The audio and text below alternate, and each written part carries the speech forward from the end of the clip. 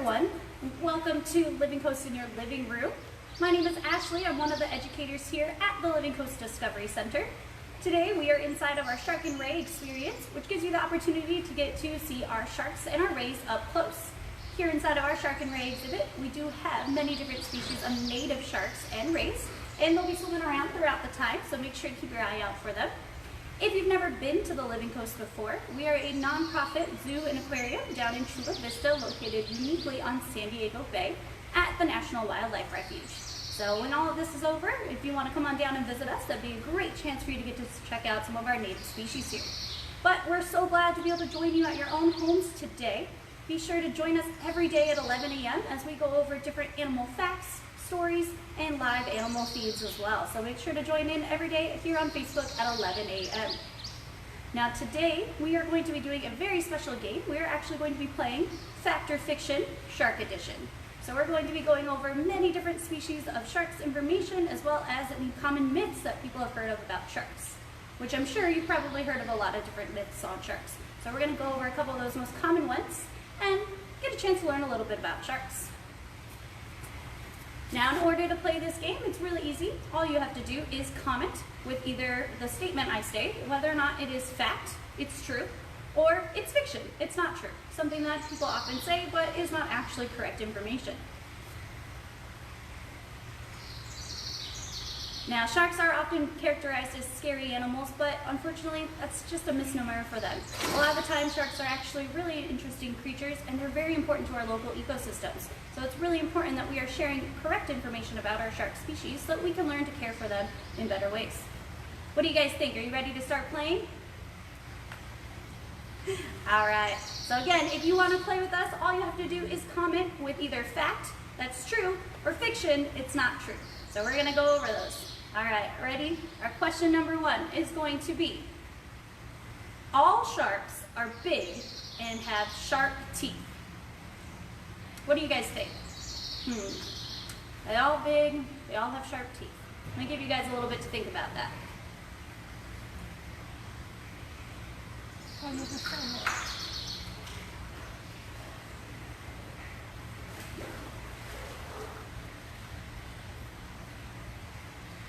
All right, so that question is in fact fiction. It is not true.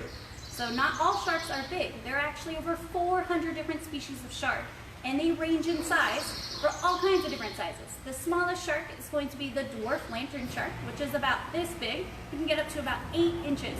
While the whale shark is the complete opposite end of the spectrum, and it can be all the way up to 60 feet in length. That is huge. That is a giant fish. But that is not going to be the case for all of them, so they do all vary. As for their teeth are going to vary as well. Some sharks have really sharp teeth like this one. This is a megalodon, a fossilized tooth, what scientists found out in the ocean. I got a chance to check out these teeth. I'm going to bring it up close for you so you can get an up-close view of it. These large teeth were found in the ocean, and scientists, based off of this, figured out how big the megalodon shark was going to be. Now this tooth is serrated on the edges, just like your kitchen knives, being able to cut through different things, and that's exactly what this tooth does. It's going to cut through any large animals. Now, we don't have megalodons on our Earth anymore, at least we don't think we do. Who knows, there's a lot out there in the deep ocean that we haven't experienced yet. But great white sharks have a tooth just like this, but much smaller in size. Now, they're going to be eating things like seals and sea lions, and that's what these serrated edges are useful for, so that they can rip through any of those flesh. But some sharks, they have smaller teeth. Just like you can see here in this jaw next to me. This is actually a jaw of a shark that was donated to us from U.S. Fish and Wildlife, and we're able to see exactly how many teeth they had, but these teeth look very different than what the tooth is that I just showed you. These teeth are actually much longer and sharper, and these teeth are great for grabbing onto their prey and then swallowing it whole. So I have a smaller version of that, and I'm going to bring it closer for you guys to get a chance to check out.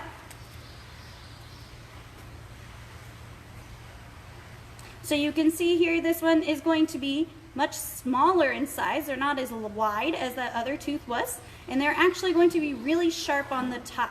So they're not going to have serrated edges. They're going to be nice and smooth, but if something like this were to bite onto something, it'd be just like a fork. So it's useful in grabbing onto the food source, and then they swallow that food whole. So this type of tooth is what we call a fork-shaped tooth, and it's actually what a lot of different shark species have that eat small fish. Our leopard sharks behind us in here, they actually have a very similar tooth shape to this. It's just a little smaller because they are a much smaller shark as well. All right, we're gonna move on to question number 2. So again, if you're just joining us, my name is Ashley, and I'm here on behalf of the Living Coast Discovery Center with our Living Coast in your living room, where we're bringing you daily facts and animal information for you to get a chance to meet some of our native species here. Now, we're playing fact or fiction, so all you have to do is comment whether the statement I say is fact or that statement is in fact fiction. It's not real, it's made up. So make sure to comment and interact with us. And again, if you have any questions, feel free to ask those as well. We'll be able to answer those as we go through. All right, question number 2. Sharks eat people and attack often. What do you guys think? Do you think that's true? Do sharks eat people? And are they attacking people often? It happens a lot.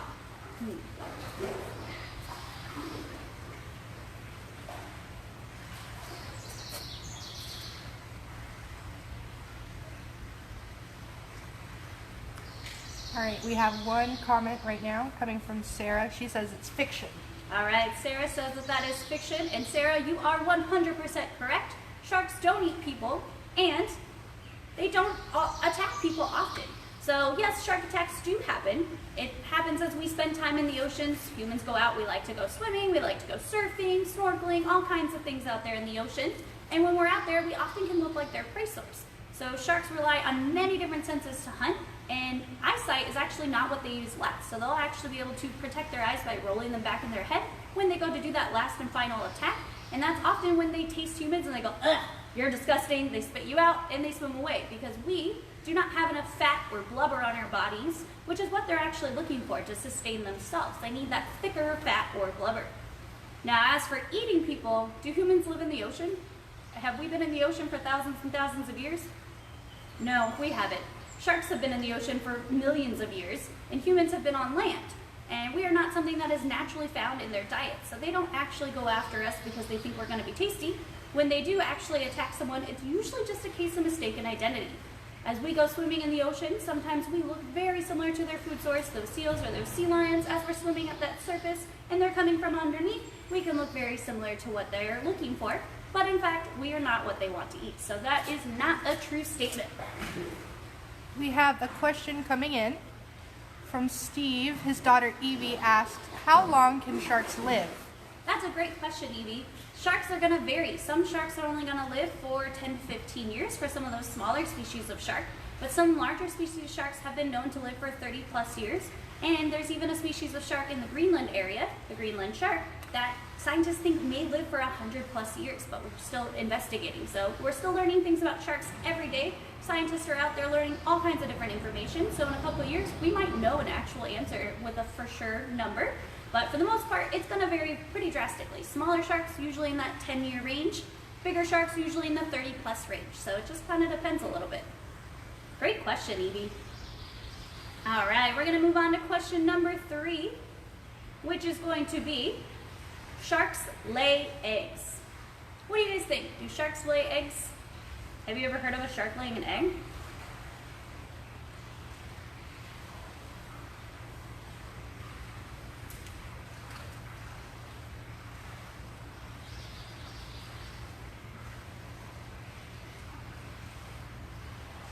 Well, that one is actually going to be true. It is a fact. Sharks can lay eggs. Not all sharks lay eggs, but some species of shark do. So some sharks lay eggs, some give live birth, and some do this combination of the two called ovoviviparous. That's a really big word to say. Let's try that again. Ovoviviparous. You guys should try that word at home. Ovoviviparous. So that means that they are going to do a combination of laying an egg and giving live birth. But I have a real shark egg here to show you guys. This is actually going to be from a horn shark, which is a native species here in San Diego. You can actually check them out inside of our Shark and Ray experience here. If one swims by, they usually hang out down at the bottom, which you can't see it, but there's definitely one down here by me right now. Unfortunately, this box is kind of blocking it for you guys, but hopefully we'll get a chance to show what that looks like later. This is one of those horn shark eggs, inside of this egg is going to have all of the nutrition that this shark needs in order to survive and develop. Inside of this egg would have that yolk sac, and the shark would be eating that yolk sac slowly and slowly and slowly until it's completely gone. And then that shark will hatch on out, and it will be a fully functioning shark all on its own. Now, inside of this egg, that shark is going to develop for about 10 months, and then it's going to actually swim away and be fully functioning, no parental care whatsoever. So the shark moms will lay these eggs, and then they swim away. This type of egg is often laid in rocky crevices, so that way this corkscrew shape helps it to wedge into those tiny little crevices and get stuck. So when the current pulls on it, it doesn't come back out. And that helps protect it, so that way other animals don't eat it. Because just like we like to eat chicken eggs, they have all kinds of nutrition in them, so does the shark egg. So this is a great food source for a lot of different animals. So this color, the shape, and algae will grow on it will also help to blend it in or camouflage it so that other animals are not able to find it, and this shark is able to add to the local ecosystem. All right, it's time for question number 4. We are going to be asking you whether or not it is fact or fiction, so feel free to comment and interact with us. The 4th question is going to be, sharks can't stop swimming. What do you guys think? Have you heard that before? I know that one's talked about a lot. A lot of people have told me as they come to visit us here that sharks can't stop swimming. They've been told that many times. So what do you guys think? Is that actually true or is that not true? Fact or fiction?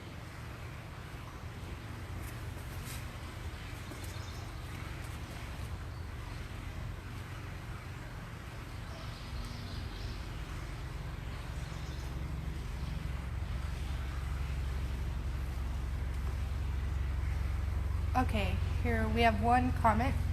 Some can't, but some can hang out in the bottom. Fiction. Okay. Yeah. Good. All right, you are correct. Yeah, not all sharks can stop swimming, but a majority of sharks can. So it's actually going to be fiction that sharks can't stop swimming because it's not true across the whole board. So some species of shark are able to stop swimming, and they actually can rest on the bottom of the ocean floor, on coral reefs, in shallow coastal areas, and they'll actually use their mouth to breathe. It's called ram breathing. Well, they'll open their mouth and they'll just pull in water and push it out over their gills. That flow of water from their mouth over their gills is enough to give them the oxygen that they need in order to breathe. Some species of shark actually have small openings on the side of their heads called spiracles, and those spiracles are actually what helps them to be able to survive as well. Stingrays have those as well, so as the bat ray swims by, you'll probably get a good chance to check that out, because on the bat ray species, they're really large spiracles, so it's a really large opening. It actually looks like their eye a lot of the time, but those spiracles are actually what they use to pull water in and push over their gills. But again, not all species of shark have these capabilities. So there are some species, like the great white shark, that does need to keep swimming, and that's to make sure that they're able to keep their bodies in motion and keeping their body heat up where it needs to be. So it does vary. So again, that is going to be a fiction statement. We have a question coming in from Zana. Does it have to do with the temperature of the water as well? I guess that in regards to their need to breathe. Yeah, so different species of shark are going to live in their set temperature range. So sharks that live in cold waters are not going to be able to survive in warmer waters and vice versa. But there are some sharks that can travel through vast distances and are able to accommodate different temperatures, such as the great white shark. They're found in cold waters, but they're also found in warm tropical waters as well. So they can have a diverse migratory behavior, and that's actually where that's going to come into play. So the temperature does not affect breathing abilities, but it does have to do with their bodies and different aspects like that. So tropical reef sharks are not going to be found in colder waters. These leopard sharks behind us here, these guys are actually adapted to life here in California, where our water temperature is usually about 60 degrees year round. Varies a little bit, where it's about 55 degrees sometimes a little bit warmer, and they'll actually move with those colder currents to stay in that colder range. So it's not actually having anything to do with their breathing, but just the way that their bodies are able to survive in general. Good question. All right, so for those of you that are just joining us here today, my name is Ashley. I'm one of the educators here at the Living Coast Discovery Center. We are doing a series called Living Coast in Your Living Room, which is us bringing you all of our different animals during this time so that you can get up close and meet some of our animals, learn about animal facts, as well as get to do some interactive experiences with us. Now we're playing fact or fiction, so all you have to do is tell me in the comments whether or not my statement is going to be fact, it is true, or it is fiction, not true. So we're on our last question here, and that question is going to be that sharks have predators. Is that fact or fiction? What do you guys think? While we're waiting for some comments, Amanda says, "Hi, Aunt Ashley. We're watching from Arizona." Hi, Amanda. Good to see that our videos are reaching far out all the way to Arizona. So thanks for participating with us today. We appreciate it.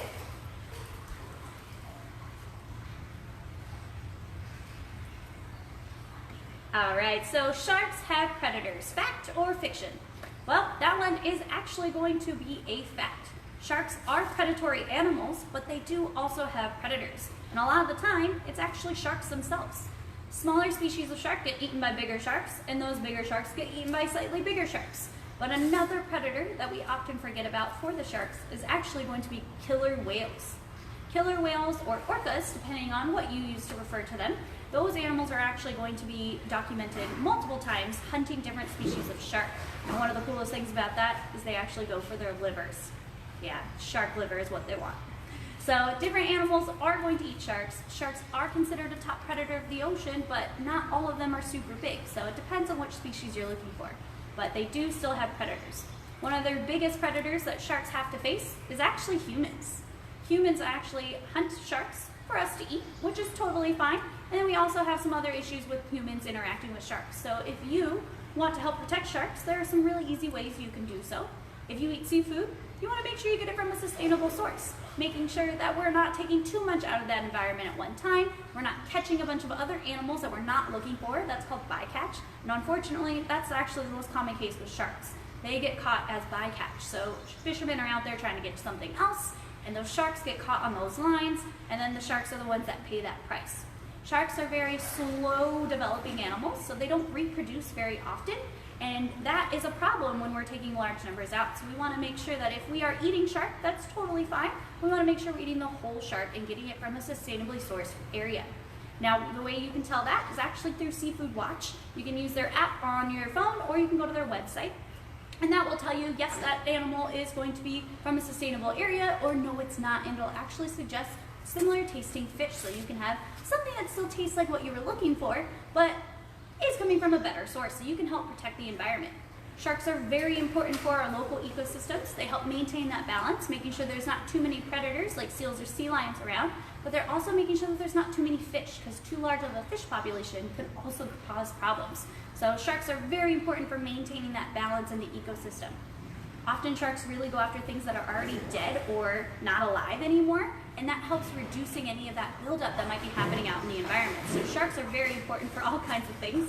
Sounds like one of our rays is getting a little crazy over here, making sure he's not going to splash me. Yeah, but so sharks are very important, and it's really good for us to care for them. So if you have any questions, you want to know a little bit more about how you can help protect sharks, feel free to leave us a comment, ask us some questions. We'd love to help out. I'm going to move out of the shot and let you guys get a chance to check out some of our sharks as they swim by.